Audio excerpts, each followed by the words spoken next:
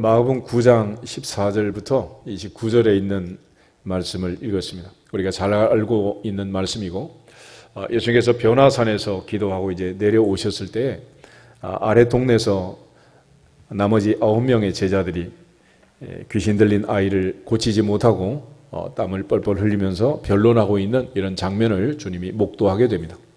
주님은 늘 베드로, 요한, 야고보 세 제자를 데리고 기도하러 다니셨고, 또 오늘도 이제 변함없이 변화산에서 기도하시고, 또 잠자던 베드로는 모세와 엘리야가 예수님과 함께 이 세상의 어떤 세탁소에서도 그렇게 할 수 없는 하얀 옷을 입고 삼자 대면하고 계신 걸 보면서 여기에 초막셋을 짓고 여기 있는 게 좋겠습니다, 이런 엉뚱한 얘기를 했죠.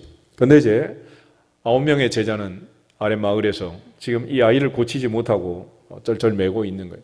주님께서 그들에게 먼저 질문을 합니다. 너희가 무엇을 그들과 변론하느냐? 그리고 아이 아버지가 와서 자기 사정을 얘기해요. 어려서부터 이 아이가 귀신에 붙잡혀가지고 거꾸러져서 거품을 흘리고 이를 갈고 뒹굴고 이런 험악한 지금 꼴을 보고 있다는 거예요. 그래서 선생님의 제자들에게 내쫓아달라, 데리고 왔는데 지금 능히 하지 못하고 있습니다. 그런데 주님께서 19절에 믿음이 없는 세대요, 믿음이 없는 세대요, 내가 얼마나 너희와 함께 있으며 얼마나 너희를 참으리요, 그를 데려와라, 그렇게 말씀하고 아이를 데려가자. 또 이제 예수님 보고 이 아이가 또 이제 경련을 일으키고 또 쓰러지는 이런 참담한 모습이 연출되고 있습니다. 그때 예수님께서 언제부터 이렇게 되었느냐 그럴 때 어릴 때부터입니다, 이렇게 대답을 해요. 그러니 태어나자마자부터 어릴 때부터 이 아이를 이렇게 키웠으니 아이 아버지가 얼마나 참 안타까운 사정에 있겠어요. 그래서 주님께 이제 요청을 합니다. 무엇을 하실 수 있거든 우리를 불쌍히 여기사 도와주세요. 그런데 주님이 하신 그 유명한 말씀, 마가복음 9장 23절, 할 수 있거든이 무슨 말이냐? 믿는 자에게는 능히 하지 못할 일이 없느니라. 또다시 주님 믿음을 강조하셨습니다. 아이 아버지가 소리를 지르면서 내가 믿습니다, 나의 믿음 없는 것을 도와주세요. 그리고 주님께서 이제 더러운 귀신을 꾸짖고 명령하자 떠나가게 됩니다. 말 못하고 못 듣는 귀신아, 내가 내게 명령하노니 그 아이에게서 나오고 다시는 들어가지 말라. 주님 명령하자 즉시 귀신이 떠나가고 깨끗하게 나왔습니다. 나중에 이제 제자들이 집에 들어가서 조용히 주님께 물었어요. 그렇게 말이 많던 제자들이 갑자기 이제 조용해진 거예요. 우리는 어찌하여 능히 그 귀신을 쫓아내지 못하였나이까? 그때 주님이 다시 말씀을 하십니다. 기도 외에 다른 것으로는 이런 종류가 나갈 수 없다. 주님은 여기서 두 가지를 크게 강조하셨는데, 하나는 믿음을 강조하셨고 또 하나는 기도를 강조하셨습니다. 오늘 주님이 행하신 이 과정을 통해서 우리가 어떻게 하면은 이 귀신을 쫓아낼 수 있겠는지, 또 2000년 전에 제자들이 어찌하여 쫓아내지 못했는지 이 과정을 한번 살펴보면서 다시 한번 우리의 믿음을 점검하면 좋겠습니다. 먼저 예수님께서 질문하셨던 너희가 무엇을 그들과 변론하느냐 그랬습니다.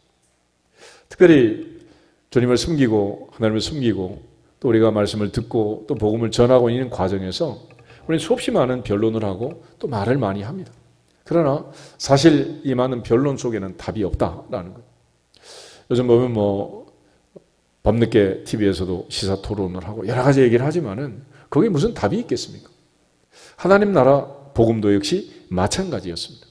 그래서 사도 바울도 한때는 이 변론에 집중해서 복음을 전하던 때가 있었어요. 다 같이 사도행전 17장을 한번 찾아보겠습니다. 사도행전 17장을 보시면 아덴, 지금 그리스의 수도인 아테네에서 복음을 전할 때 이야기입니다. 16절부터 18절을 같이 한번 읽어보겠습니다. 16절, 바울이 아덴에서 그들을 기다리다가 그 성에 우상이 가득한 것을 보고 마음에 격분하여 회당에서는 유대인과 경건한 사람들과 또 장터에서는 날마다 만나는 사람들과 변론하니 어떤 에피쿠로스와 스토아 철학자들도 바울과 쟁론할세 어떤 사람은 이르되 이 말쟁이가 무슨 말을 하고자 하느냐 하고 어떤 사람은 이르되 이방 신들을 전하는 사람인가 보다 하니 이는 바울이 예수와 부활을 전하기 때문이러라. 아멘. 바울은 많은 우상을 보면서 첫째는 변론했다 그랬습니다. 17절에 보면 회당에서는 유대인과 변론하고 또 경건한 사람들과 변론하고 또 장터에서는 날마다 만나는 사람들과 변론했다 그랬습니다. 당시 그리스는 그 헬라 철학의 두 가지 사상이 이제 주류를 이루고 있었는데 하나는 에피쿠로스라는 학파고 하나는 스토아 학파였습니다. 당시 그 헬라 철학은 이원론 사상에 기반해서 보이는 현상의 세계는 악하다, 보이지 않는 이데아의 세계는 선하다, 이런 이원론을 가지고 모든 만물을 해석하던 그런 풍조가 있었습니다. 특별히 그들은 그렇게 해석을 하다 보니까 예수님이 이 땅에 오실 때 말씀이 육신을 입고 인간이 되어서 오셨다, 이 부분이 그들에게는 해석할 수 없는 부분이 된 거예요. 왜냐하면 어떻게 예수님이 악한 인간의 몸을 입고 올 수 있느냐. 예수님이 우리 가운데 오셔서 그렇게 나타나신 것은 우리가 볼 때 가짜로 그렇게 보인 거다. 그래서 가현설, 이 노세티즘을 주장하면서 그들이 이단 사상을 만들어냅니다. 그래서 요한일서 4장에 가면 예수께서 육체로 오신 것을 부인하는 영마다 적그리스도 영이다 라고 얘기하고, 장차 적그리스도가 올 것을 얘기했지만 벌써 왔다 라고 말할 정도로 요한복음을 쓸 때 벌써 이 사상이 팽배해 있었어요.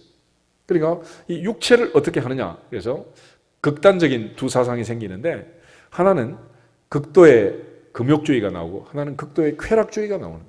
그러니까 이 육체는 악하기 때문에 꽁꽁 묶어서 벌을 주듯이 고행을 시켜야 한다, 이런 고행주의가 있고, 또 하나는 어차피 썩어 없어질 육체인데 육체야 뭐 마음대로 해도 된다, 개세라세라, 그래가지고 이제 극도의 쾌락주의가 나옵니다. 그래서 이 쾌락주의에 빠진 사람들을 에피쿠로스 학파라 그러고 금욕주의에 빠진 사람을 스토아 학파라고 얘기합니다. 이 양극단을 가지고 지금 이제 살고 있는 이들과 사도 바울이 그리스도의 죽음과 부활을 증거하다 보니 이게 논쟁이 될 수밖에 없잖아요.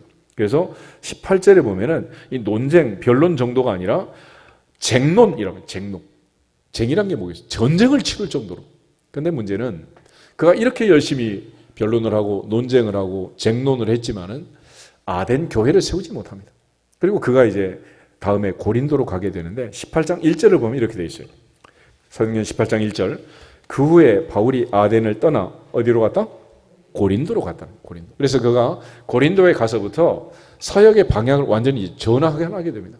성령 사역으로, 능력 사역으로 바꾸게 되는데 고린도 전서 2장 1절부터 5절을 보겠습니다. 고린도 전서 2장 1절에서 5절. 1절. 형제들아, 내가 너희에게 나아가 하나님의 증거를 전할 때에 말과 지혜의 아름다운 것으로 아니하였나니 내가 너희 중에서 예수 그리스도와 그가 십자가에 못 박히신 것 외에는 아무것도 알지 아니하기로 작정하였습니다. 내가 너희 가운데 거할 때에 약하고 두려워하고 심히 떨었노라. 내 말과 내 전도함이 설득력 있는 지혜의 말로 하지 아니하고 다만 성령의 나타나심과 능력으로 하여 너희 믿음이 사람의 지혜에 있지 아니하고 다만 하나님의 능력에 있게 하려 하였노라. 아멘. 바울이 고린도에 와서 갑자기 결심을 하고 새로운 사역을 시작합니다. 그게 바로 성령의 나타나심과 능력 사역을 시작합니다. 왜 그랬느냐? 바로 직전에 아덴에서 그렇게 열심히 날마다 회당에서 시장에서 만나는 모든 사람들과 설득을 하면서 했지만은 아무런 역사가 나타나지 않았어요. 그런데 이 고린도에 와서 그가 성령의 사역, 능력 사역을 하다 엄청난 역사가 나타나기 시작합니다. 그래서 고린도전서 12장, 13장, 14장을 은사장이라고 하고 그 많은 지식과 지혜의 은사, 방언의 은사, 방언 통역의 은사, 병 고치는 은사, 여러 가지 다양한 은사들이 나타나기 시작합니다. 그래서 너무 많은 은사가 나타나니까 예배가 이제 막 혼란해서 도대체 드릴 수가 없을 정도로 모든 사람이 막 성령 충만하게 된 거예요. 그래서 모든 것을 품위 있게 하고 질서 있게 해라. 그러면서 가장 좋은 은사, 최고의 은사는 사랑. 그래서 고린도전서 13장을 중심에 두고 이제 말씀을 전하고 편지를 할 정도로 은사가 풍성한 그런 교회가 된 것입니다. 특별히 바울은 가장 중요한 복음 전파의 능력, 그 힘은 성령의 능력이라는 것을 알았고 그가 이제 하나님 나라를 체크하고 판단하고 하는 기준이 뭐냐? 그게 바로 말이 아니라 능력이라는 것을 알았어요. 4장을 한번 찾으세요. 고린도전서 4장 19절, 20절 두 절을 한번 읽겠습니다. 고린도전서 4장 19절 주께서 허락하시면 내가 너희에게 속히 나가서 교만한 자들의 말이 아니라 오직 그 능력을 알아보겠으니 하나님의 나라는 말에 있지 아니하고 오직 능력에 있음이라. 아멘. 오직 능력을 강조합니다. 드디어 하나님의 사람들, 그리스도인, 하나님의 백성들은 말 많은 사람이 아니라 능력 있는 사람이 되어야 된다. 선한 영향력을 미치고 인류를 구원하는 예수님의 지상 명령을 수행하기 위해서 증인이 되기 위해서 우리는 성령의 능력이 필요하다라는 걸 강조하고 바울은 이제 고린도 교회부터 성령의 능력 사역을 본격적으로 이제 시작하게 된 것입니다. 오늘 이 사도 바울의 이야기와 또 예수님께서 말씀하신 너희가 무엇을 변론하느냐? 믿음이 없는 세대요. 내가 얼마나 너희와 함께 있고 얼마나 너희를 참겠느냐? 그리고 그 아이를 데려오라 말씀하시고 할 수 있거든이 무슨 말이냐? 믿는 자에게는 능히 하지 못할 일이 없다. 그리고 귀신을 향해 주님 선포하신 것처럼 우리가 이 모든 과정을 통해서 오늘 주님께서 말씀하신 비결, 어찌하여 우리는 못했습니까? 못한 이유와 어떻게 하면 우리는 할 수 있겠습니까? 라는 할 수 있는 방법을 찾아보고 다시 한번 우리의 신앙을 점검하면 좋겠습니다. 먼저 제자들이 하는 말 중에 그들이 조용히 주님께 질문합니다. 우리는 어찌하여 못했습니까? 우리를 강조하는 거예요. 우리. 지금 이 제자들의 첫 번째 잘못은 뭐냐? 우리가 하려고 하는 거예요. 우리. 신앙생활은 우리가 하는 게 아닙니다. 하나님의 성령께서 하게 하시면 할 수 있는 거예요. 그러므로 내가 하는 것이 아니고 하나님께서 하게 하심으로 하는 것이 신앙생활이라는 거예요. 실제로 세상에서는 예를 들어 회의라고 회집을 하면 자기 의사에 따라서 자기 결정권을 가지고 와서 참석하는 거 아니겠습니까? 그러나 우리가 예배의 자리에 오는 것은 내가 오는 것이 아니고 하나님이 오게 하심으로 온 것입니다. 아멘. 하나님이 하게 할 때 할 수 있는 거예요. 반대로 못하게 하시면 절대로 할 수 없습니다. 특별히 성경은 아브라함의 아들 이삭을 낳는 이야기부터 시작해서 사라 할머니의 태가 열려 아이를 낳는 이 과정을 통해서 특별히 모든 주권이 하나님께 있다라는 것을 강조합니다. 그래서 철저하게 우리가 하나님 중심으로 하나님의 뜻 안에 있다는 사실을 깨닫고 하나님의 주권을 인정하는 이것이 첫 번째입니다. 내가 주인이 되어서 사사시대처럼 내 소견에 옳은 대로 사는 시대가 아니라 하나님의 뜻이 무엇입니까? 하나님의 원하심이 무엇입니까? 라는 걸 먼저 생각하는 거예요.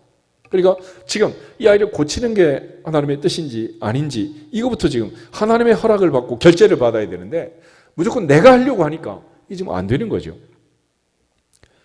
특별히 주님께서 마지막 십자가의 죽음을 앞에 두고도 하나님의 결제를 받습니다. 나의 원대로 마시고 누구 원대로? 아버지 원대로 하십시오. 아버지 원대로. 그러니까 내가 지금 의협심을 가지고 용기 100배에서 십자가 지겠다 싸워 들어가는 게 아니고 하나님의 뜻이면 이것도 하고 하나님의 뜻이면 저것도 하리라. 야고보서 4장 말씀처럼 하나님의 뜻을 분별하는 거예요. 하나님의 사람 다윗은 성전 건축이라는 모든 준비를 다 바쳤습니다. 전리품을 모아서 비품을 건축 재료를 전부 모았고 또 설계 도면을 만들었고 모든 제사 제도를 완비했습니다. 그런데 하나님께서 한 말씀 하셨어요. 너는 피를 너무 많이 흘려서 성전 건축의 부적격자다. 네 아들 솔로몬이 건축할 것이다. 네 사명은 여기까지다 라고 얘기할 때 다윗은 멈추고 모든 것을 아들에게 넘기고 솔로몬이 성전을 건축하게 됩니다. 모세라는 사람은 마지막 느보산에 등산할 때 기력이 쇠하지 않고 눈이 흐리지 않고 건강했습니다. 나이는 120세였지만 12살짜리 사람은 아주 청춘이야, 청춘. 그러나 하나님께서 너는 여기까지다 라고 불러가셨기 때문에 그날 그는 세상을 떠나게 된 것입니다. 죽고 사는 것은 생사화복은 인류의 흥망성쇠는 누구에게 있다?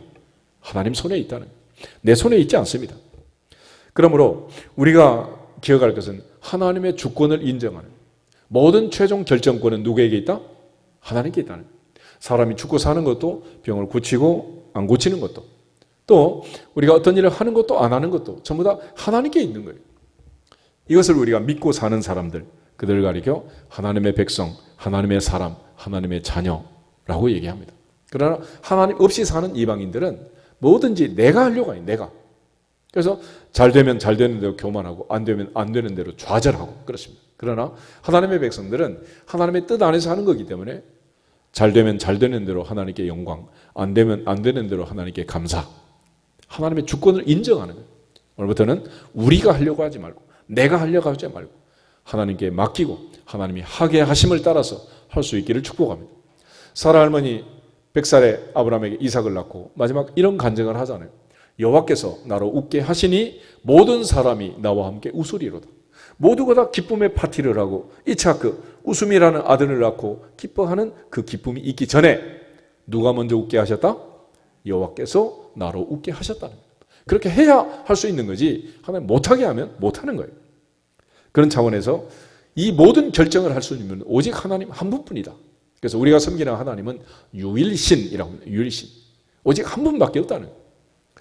그래서 우리가 하나님 이렇게 명칭을 부르는 거죠. 우리가 애국가에 보면 굳이 뭐 하느님이 보아서 이렇게 막 바꿔가지고 그러는데 어떤 국문학자 쓴 글을 보니까 기독교인들은 무식하다는 거예요. 왜냐? 하느님을 하나님이라 그러는데 그 사람이 몰라서 그러는 거예요. 하느님이라는 것은 하늘신, 천신을 얘기하는 거고 우리의 하나님은 하늘에서도 한 분, 땅에서도 한 분, 한 분밖에 없느니라. 할렐루야. 그래서 유일신, 한 분을 섬기는 거예요. 유일신 개념과 다른 개념이 단일신이라는 건데 단일신은 흔히 뭐로 가도 서울만 가면 된다. 많은 길 중에 하나가 기독교다. 원 오브 댐을 얘기하는 거예요. 그렇지만 유일신이라는 것은 오직 한 길, 원웨이, 그분밖에 없다라는 걸 강조하는 것입니다. 그래서 우리는 하느님을 믿는 게 아니라 하나님을 믿는 것이고 오직 한 분 하나님을 섬기는 거예요. 아멘. 신명기 6장을 보겠습니다. 모세가 이제 가나안에서 살아갈 다음 세대를 위해서 그들에게 분부하는 그리고 그들이 꼭 지켜야 할 신관을 설명을 해요. 4절, 5절, 2절만 같이 읽도록 하겠습니다.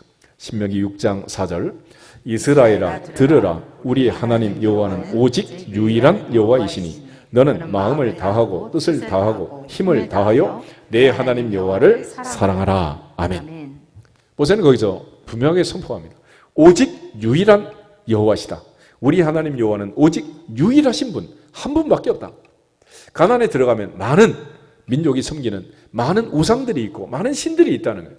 그러나 그들의 유혹에 미혹에 빠지지 않도록 너는 마음을 다하고 뜻을 다하고 힘을 다하여 너의 하나님 여호와를 사랑해야 한다라는 걸 분부합니다. 우리가 잘 아는 라합이라는 여인 있잖아요.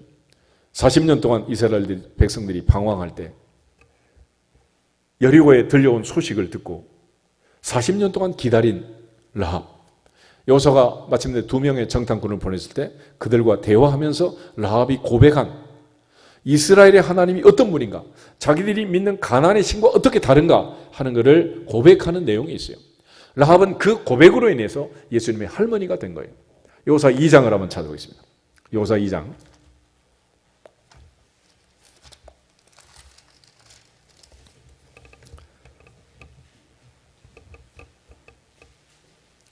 9절, 10절, 11절, 3절을 같이 한번 읽겠습니다. 말하되 여호와께서 이 땅을 너희에게 주신 줄을 내가 아노라. 우리가 너희를 심히 두려워하고 이 땅 주민들이 다 너희 앞에 간담이 녹나니 이는 너희가 애굽에서 나올 때에 여호와께서 너희 앞에서 홍해 물을 마르게 하신 일과 너희가 요단 저쪽에 있는 아모리 사람의 두 왕 시혼과 옥에게 행한 일, 곧 그들을 전멸시킨 일을 우리가 들었습니다. 우리가 듣자 곧 마음이 녹았고 너희로 말미암아 사람이 정신을 잃었나니 너희의 하나님 여호와는 위로는 하늘에서도 아래로는 땅에서도 하나님이시니라. 아멘.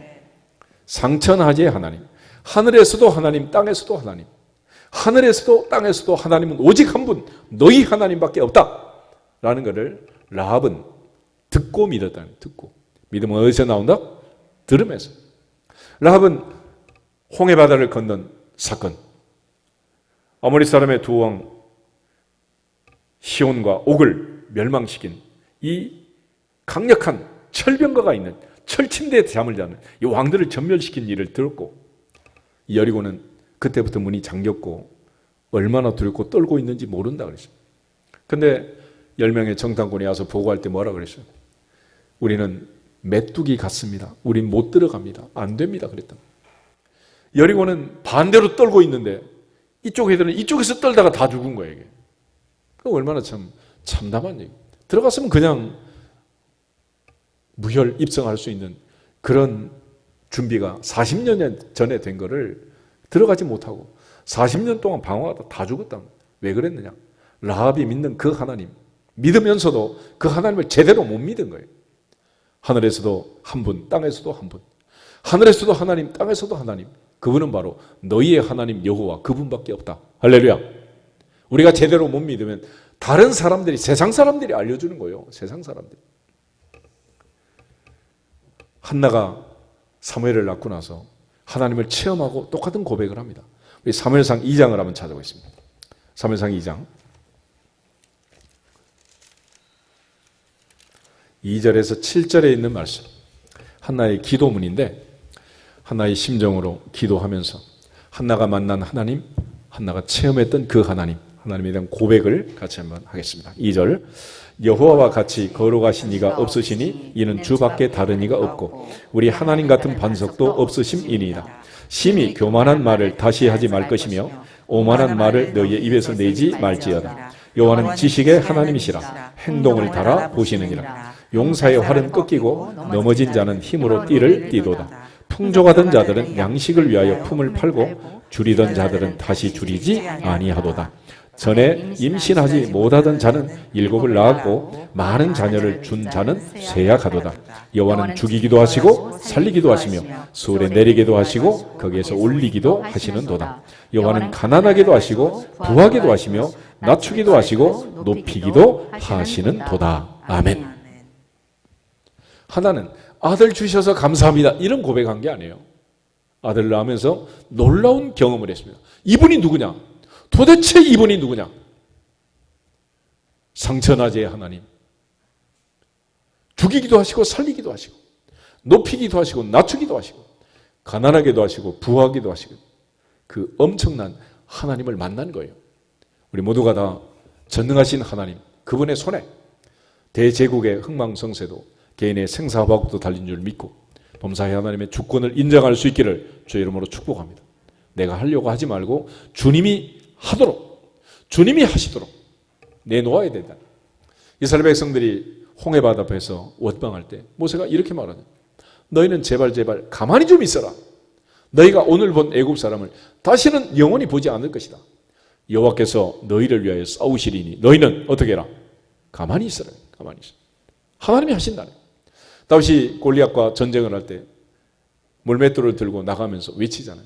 전쟁은 여호와께 속한 것이다. 객관적으로 데이터를 비교해서 스펙을 비교해서 이기게 되어 있는 무기가 많은 군사가 많은 그쪽이 이기는 게 아니라는 거예요. 전쟁의 승패는 여호와의 손에 달렸다. 여호와께서 이기게 하면 이기느니라. 지게 하면 질 수밖에 없는 거예요. 그래서 여리고성을 정복할 때도 아이성을 정복할 때도 그 정복 전쟁을 통해서 하나님이 알려주시는 거예요. 아말렉과 전쟁할 때도 모세가 손을 들면 이스라엘이 이기고 손을 내리면 아말렉이 이기고 결국 하나님께 의지하고 하나님께 부르짖고 하나님께 간구하면 하나님께서 친히 은혜 주셔서 이기게 하면 이기는 거고 지게 하면 지는 거예요. 우리가 하는 게 아니란 말이에요. 근데 왜 우리가 하려고 하냐고. 우리는 어찌하여 못했습니까? 그런 질문 자체가 지금 잘못된 거예요. 그래서 못한 거죠. 우리가 하려고 하니까. 하나님께 맡기면 맡아주실 줄로 믿습니다. 주께 다 맡길지어다. 너희 염려를 주께 맡길지어다. 부자 청년이 떠나갈 때 주님 이런 말씀을 하세요. 낙타가 바늘기로 들어가는 것이 차라리 부자가 천국 가는 것보다 쉽다. 깜짝 놀랐어요. 그러면 도대체 누가 천국에 갈 수 있습니까? 누가 들어갈 수 있습니까? 그럴 때 예수님이 하신 말씀, 사람으로는 할 수 없으되 하나님으로서는 다 하실 수 있느니라. 다 하실 수 있느니라. 전능자의 손에 승패가, 성공 여부가 달려있는 거지 사람의 손에 달린 게 아니라는 거예요.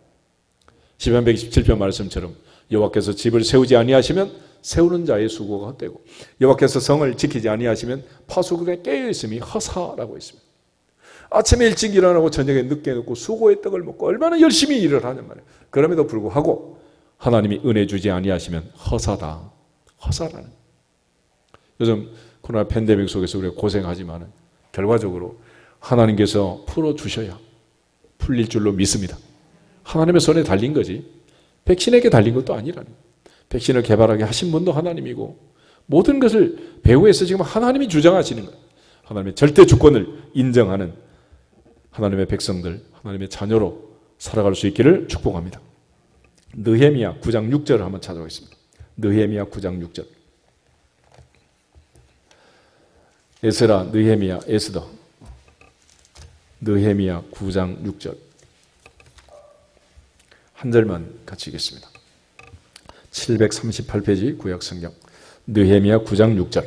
오직 주는 여호와시라. 하늘과 하늘들의 하늘과 1월 성신과 땅과 땅 위의 만물과 바다와 그 가운데 모든 것을 지으시고 다 보존하시오니 모든 천군이 주께 경배하나이다. 아멘. 오직 주는 여호와시라. 주님만, 하나님만 하나님이라는.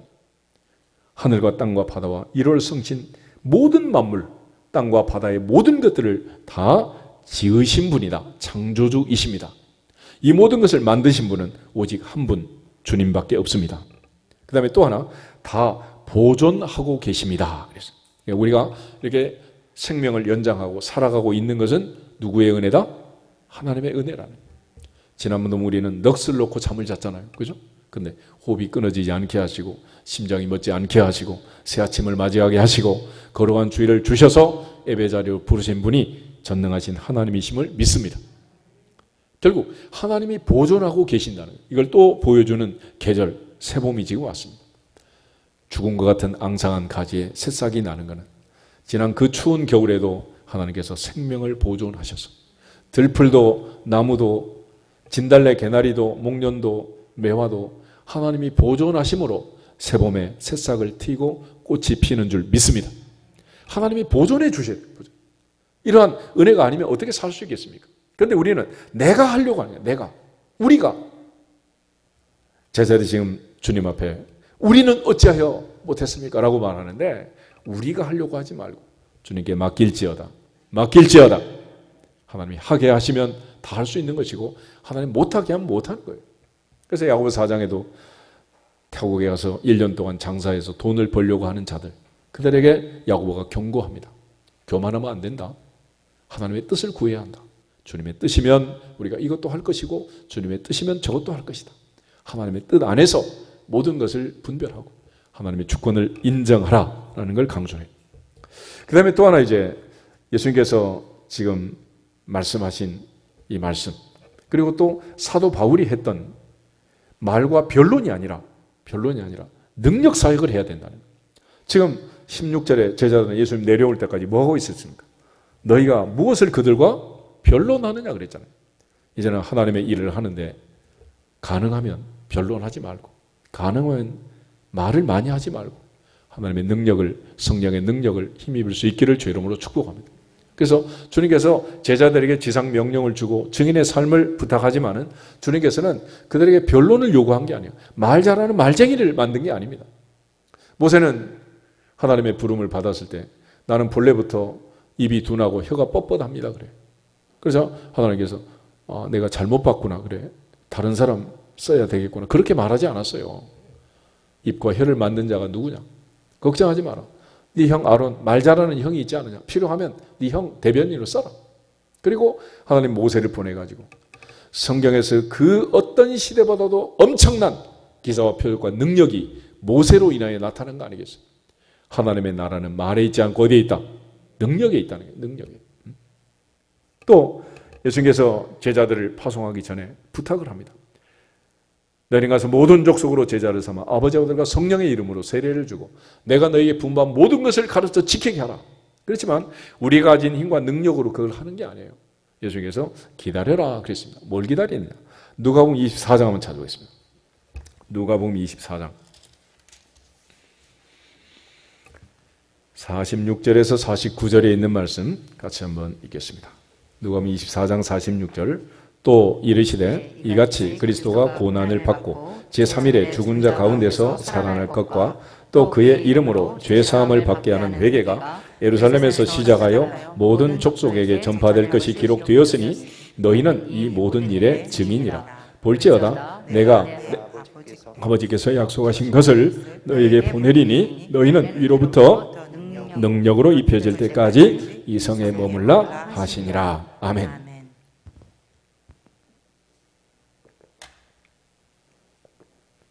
예수님께서는 증인의 사명을 하지만 그는 제자들이 제자의 능력으로 할 수 있는 일이 아니라니. 하나님의 능력. 위로부터 하나님께서 아버지께서 능력을 주셔서 능력으로 입혀줄 때까지 기다려라 그랬습니다.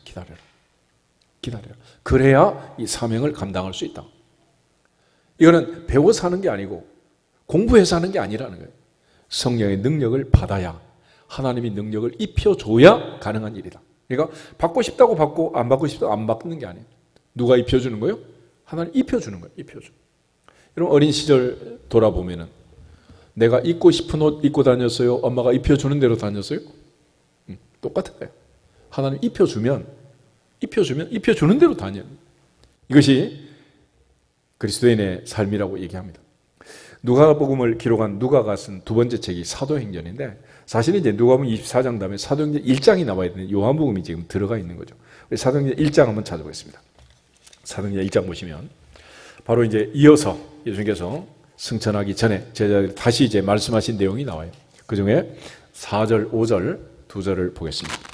사도와 함께 모이사 그들에게 분부하여 이르시되 예루살렘을 떠나지 말고 내게서 들은 바 아버지께서 약속하신 것을 기다리라.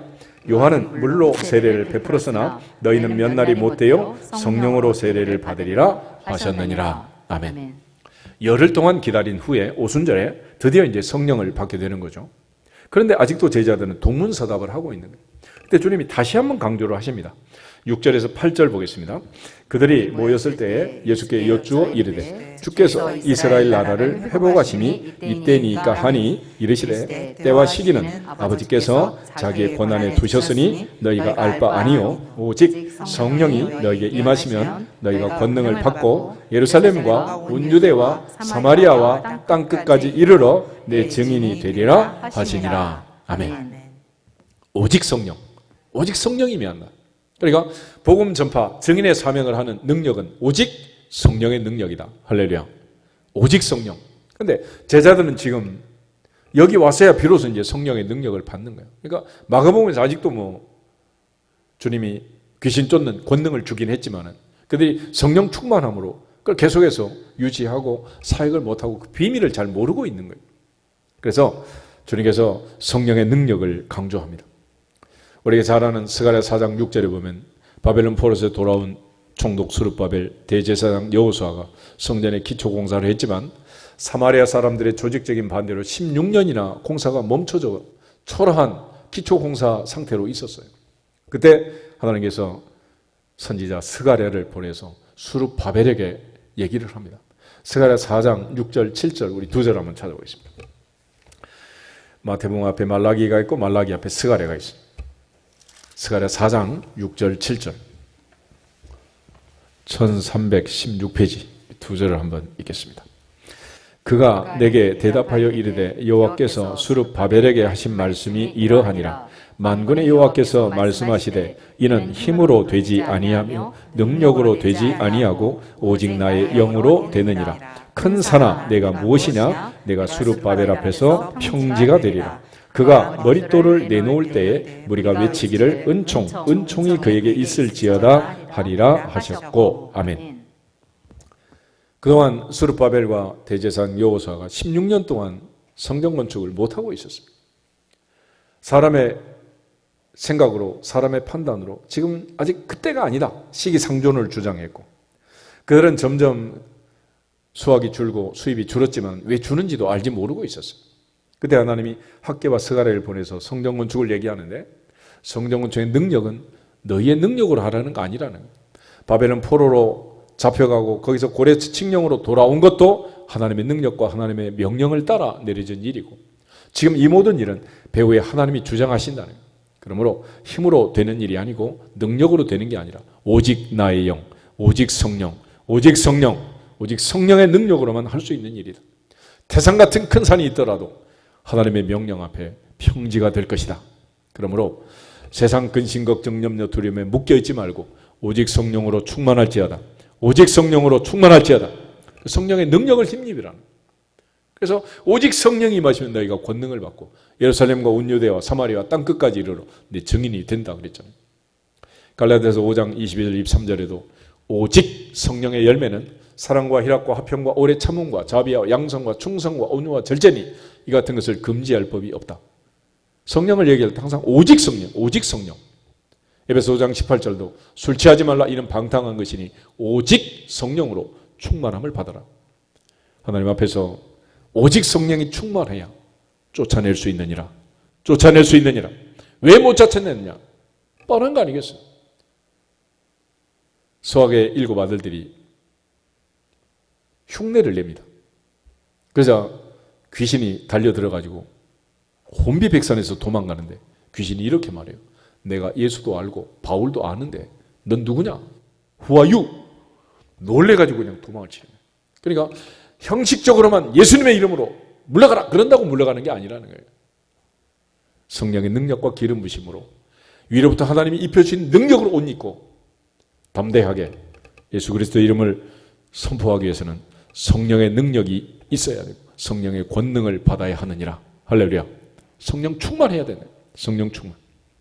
그 다음에 오늘 예수님께서 이제 세 번째로 강조하신 것은 믿음이 없는 세대예요. 믿음이 없는 세대예요. 주님은 이 믿음 없는 세대를 너무 안타까워하셨어요. 또 우리를 좀 불쌍히 여기시고 도와주세요 그러자 주님 하신 그 유명한 말씀 마가복음 9장 23절 할 수 있거든이 무슨 말이냐? 할 수 있거든이 무슨 말이냐? 믿는 자에게는 누구에게? 믿는 자에게 능히 하지 못할 일이 없다. 그럴 때 나의 믿음 없는 것을 도와주소서. 나의 믿음 없는 것을 도와주소서. 그리고 나서 주님이 선포할 때 떠나갑니다. 그러니까 주님께서 선포하기 전에 반드시 체킹하는 게 믿음이야. 믿음. 백부장의 아이는 백부장의 믿음으로 병을 고치게 됩니다. 중풍병에서 깨어났죠. 수로보잉의 여인의 딸은 그 엄마의 믿음으로 고침을 받는 거예요. 가버나움의 백부장의 아들은 아빠의 믿음으로 병을 낫잖아요. 누군가는 믿음을 보여줘야 되는 누군가는. 나병 환자는 주여 원하시면 저를 깨끗하게 할 수 있습니다.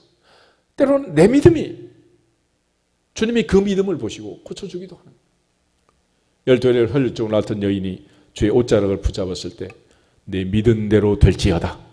믿은 대로 될지어다.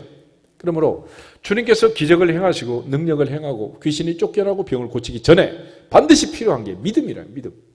그 믿음이 어떤 믿음이냐? 하늘에서도 하나님, 땅에서도 하나님, 전능하신 하나님이 고칠 줄로 믿습니다. 하나님이 하게 하시면 할 줄로 믿습니다. 못하게 하시면 못하게 되는 줄로 믿습니다. 하나님의 능력을 믿고 하나님을 믿으라는 거예요. 그래서 우리의 믿음은 믿습니다. 그냥 이렇게 흉내를 내는 게 아니고 전능하사 천지를 만드신 하나님 아버지를 내가 믿습니다. 내가 믿습니다. 아멘. 그리고 하나님의 말씀을 믿는 거예요. 말씀. 이 말씀은 1.1획도 변함없이 반드시 이루어진다. 하나님 말씀하시면 반드시 되느니라. 이 말씀은 믿는 자 속에서 역사하느니라. 그리고 그 말씀을 믿는 거예요. 오늘 주님께서 이 믿음을 강조하시면서 동시에 강조한 게 29절 기도였습니다. 기도 외에 다른 곳으로는 이런 종류가 나갈 수 없느니라 그렇게 말씀하셨는데 같은 본문이 마태복음에 있어요. 마태복음 17장을 한번 더 찾아보겠습니다. 마태복음 17장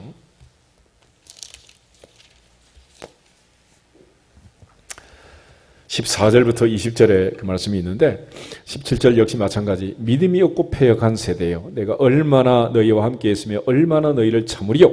이리 데려와라 그랬죠. 그러고 나서 제자들이 물을 때 예수님께서 대답하시는 장면 19절 20절 2절 보겠습니다.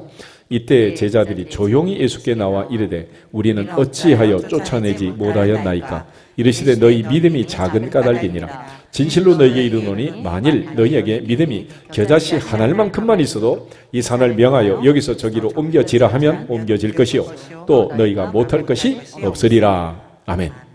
주님 다시 믿음을 강조하셨습니다. 그런데 21절 없음 그렇게 되어 있는데 밑에 각주를 한번 보시면 이렇게 되어 있어요. 어떤 사본에 21절 기도와 금식이 아니면 이런 유가 나가지 아니하느니라가 있음 이랬잖아요.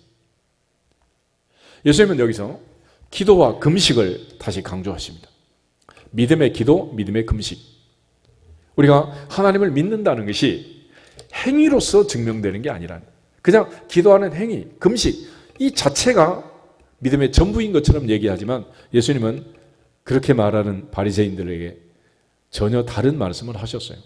우리 마태복음 6장을 한번 찾아보시면 예수님께서 기도할 때는 이렇게 하면 안 된다, 이렇게 기도해야 한다, 금식할 때는 이렇게 해야 한다, 이렇게 하면 안 된다라는 말씀을 주세요.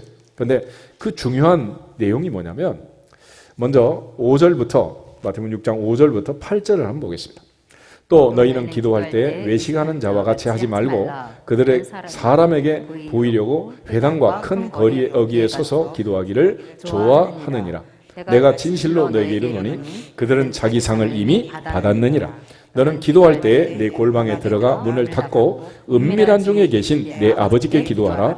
은밀한 중에 보시는 내 아버지께서 갚으시리라. 또 기도할 때 이방인과 같이 중언부언하지 말라. 그들은 말을 많이 하여야 들으실 줄 생각하느니라. 그러므로 그들을 본받지 말라. 구하기 전에 너희에게 있어야 할 것을 하나님 너희 아버지께서 아시느니라. 아멘. 그 잘못된 기도를 얘기하죠.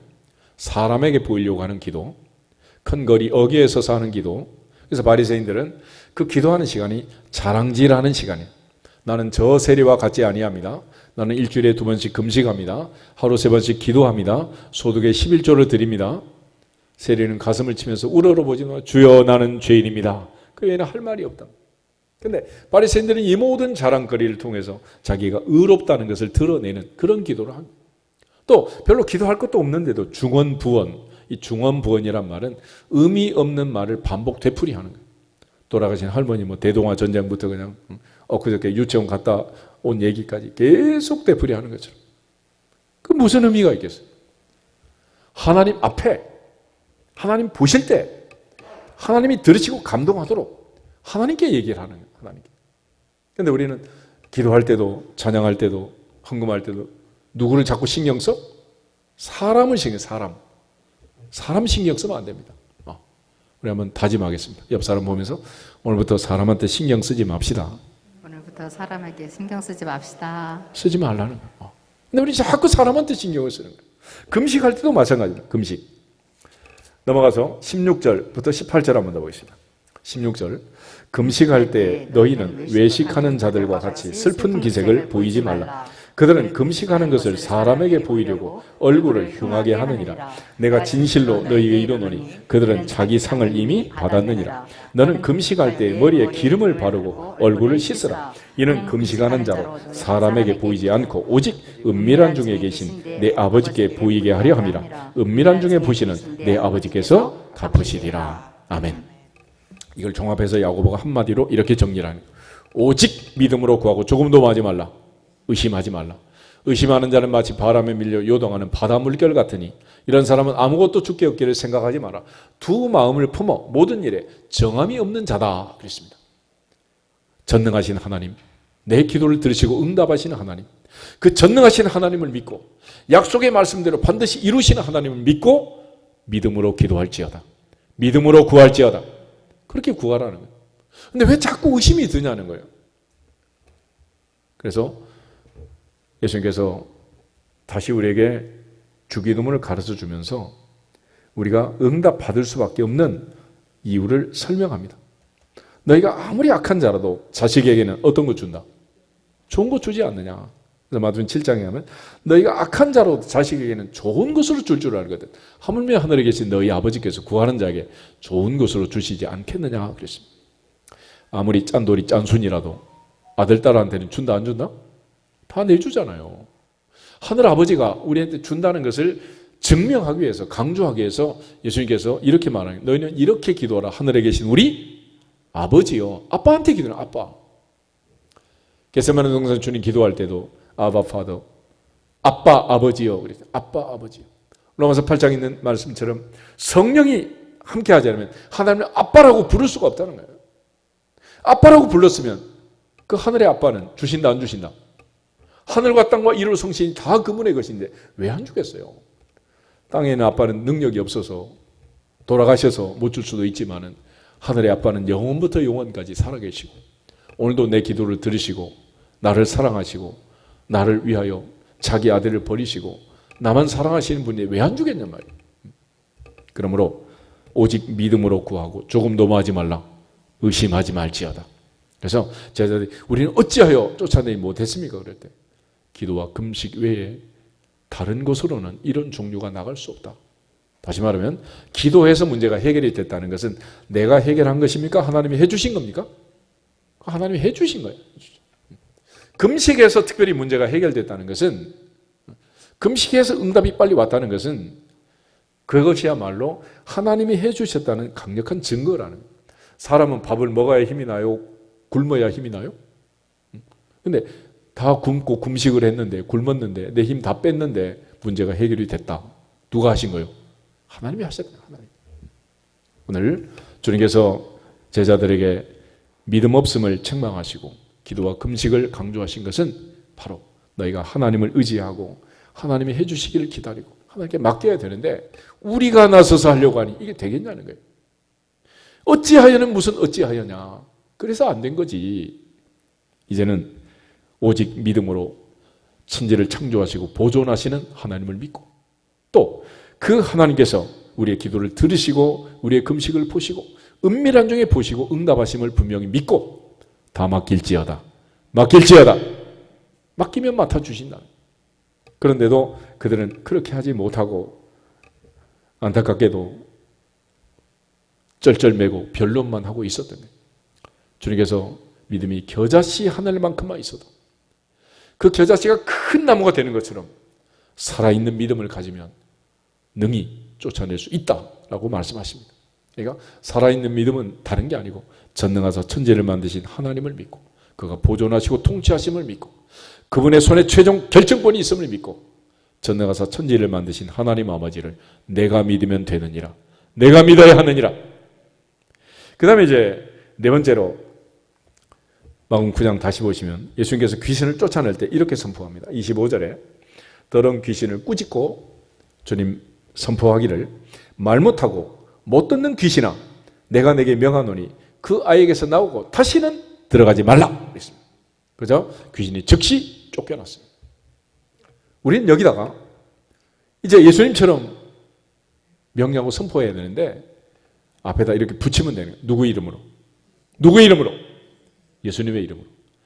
베드로가 선포한 것처럼 금과 은은 내게 없거니와 내게 있는 것으로 내게 주노니 곧 나사렛 예수 그리스도의 이름으로 일어나 걸어라 선포했던 것처럼 예수 그리스도의 이름으로 말 못하고 못 듣는 귀신아 내가 내게 명령하노니 그 아이에게서 나오고 다시는 들어가지 말지어다 선포하면 된다는 거예요. 우리가 이 비밀을, 이 이름의 비밀을 잘 아셔야 돼요. 사도행전 3장 한번 보겠습니다. 베드로가 맨 처음 안전병기를 일으켰을 때 많은 사람이 깜짝 놀랍니다. 어떻게 배우지도 못한 갈릴리의 어부들이 일을 할 수 있느냐. 대제사장도 서기관도 관원도 못하는 것을 어떻게 너희가 한다는 말이냐. 많은 사람이 놀라서 모였어요. 그때 베드로가 하는 말이 있는데 3장 12절하고 16절을 보겠습니다. 건너뛰어가지고 12절 베드로가 이것을 보고 백성에게 말하되 이스라엘 사람들아 이 일을 왜 놀랍게 여기느냐. 우리 개인의 권능과 경건으로 이 사람을 걷게 한 것처럼 왜 우리를 주목하느냐. 16절 그 이름을 믿음으로 그 이름이 너희가 보고 아는 이 사람을 성하게 하였나니 예수로 말미암아 난 믿음이 너희 모든 사람 앞에서 이같이 완전히 낫게 하였느니라. 아멘. 누구 이름? 예수님의 이름. 그 이름의 권세로 그 이름의 능력으로 이 사람이 나았다는 것. 예수님의 이름을 선포하는 것. 예수님의 이름을 막고 예수님의 이름으로 가르치는 것. 이게 얼마나 놀라운 일인지 몰라요. 그래서 베드로가 내가 한 거 아니다라고 베드로가 분명히 얘기하잖아요. 왜 나를 보느냐. 내가 한 거 아니다. 내 능력으로 내 경건으로 이루어진 일이 아니다. 예수님의 이름 권세로 나사렛 예수 그리스도의 이름의 권세로 이 사람이 너희 아는 이 사람이 너희 앞에 건강하게 섰다 그랬어요. 계속 지금 문제가 되니까 4장에서 다시 한번 얘기를 해요. 4장 10절 보겠습니다.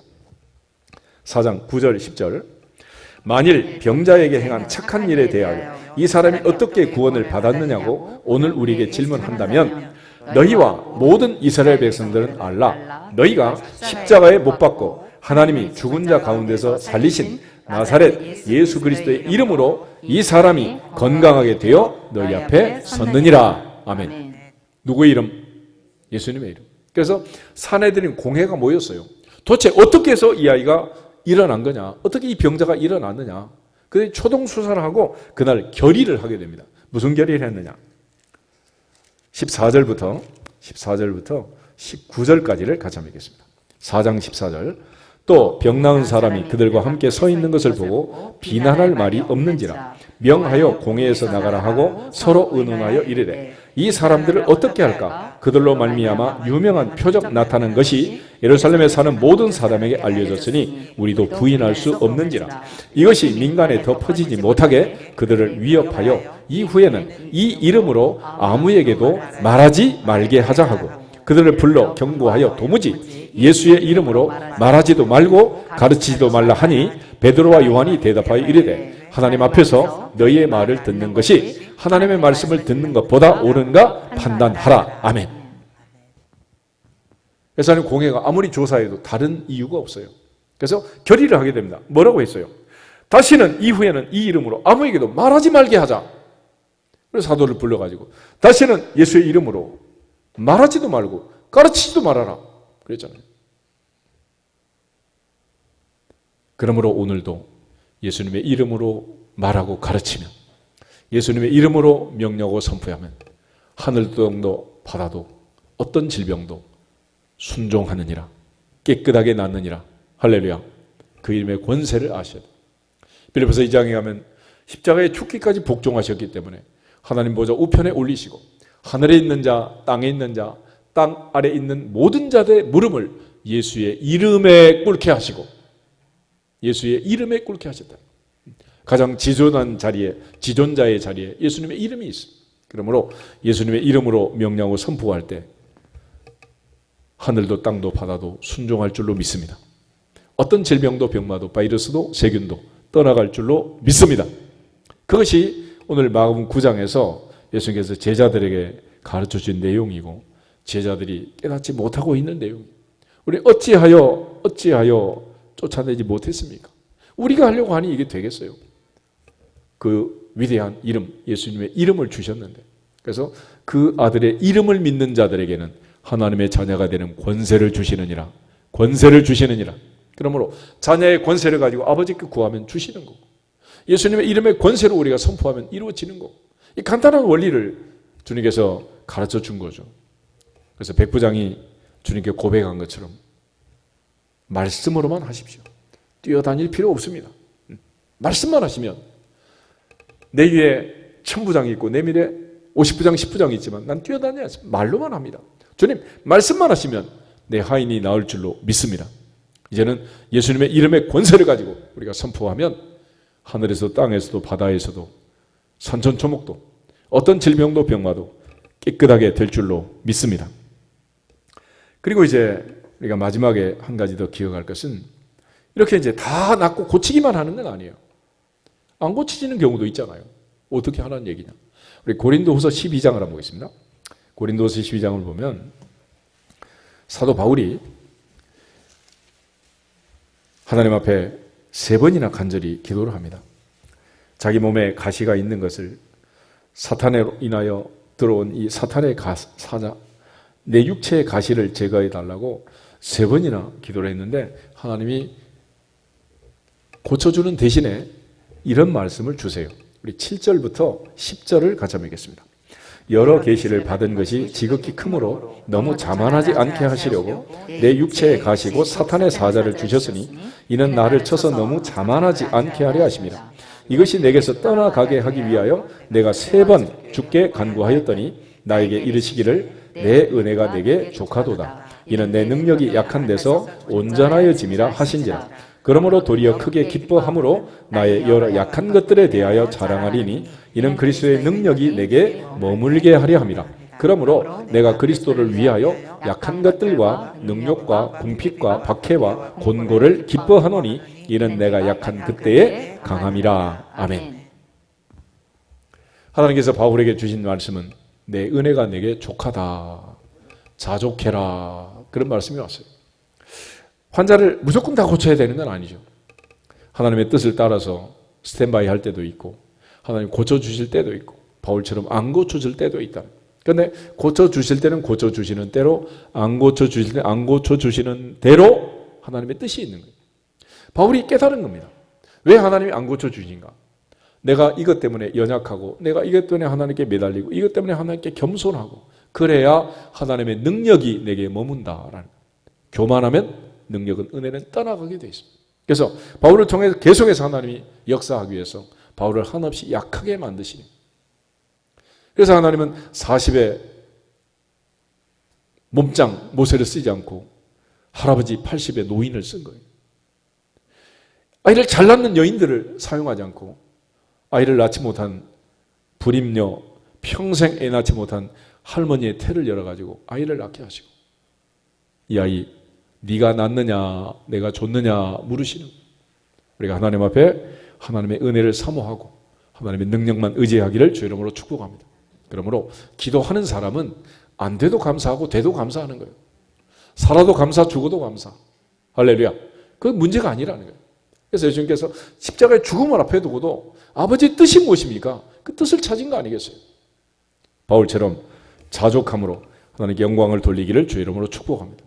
빌립보서 4장에서 내게 능력 주신 자 안에서 내가 모든 것을 할 수 있느니라 말한 그 능력은 자족의 능력이에요. 풍부해도 감사하고 궁핍해도 감사하고 배가 불러도 감사하고 배가 고파도 감사하고 먹어도 먹지 못해도 감사하는 자족하는 그것이 우리에게 마지막 필요한 믿음이라는 것입니다.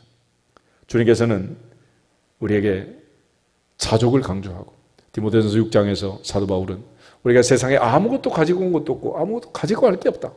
이 세상 사는 동안 먹을 것 입을 것 있으면 족한 줄 알고 감사해라.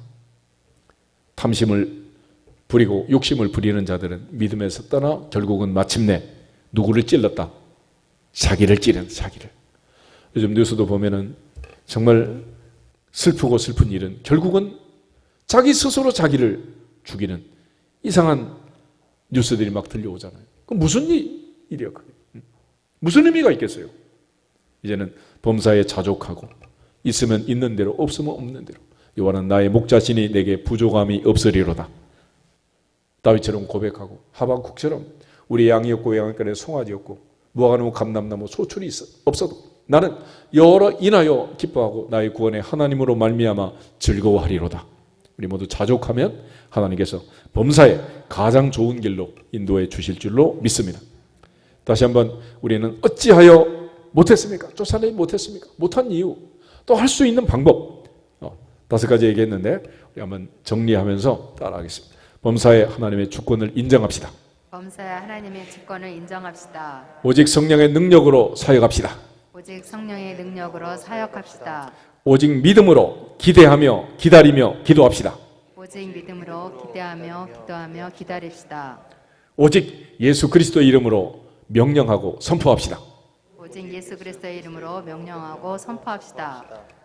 하나님의 능력이 머물도록 자족합시다. 하나님의 능력이 머물도록 자족합시다. 아멘.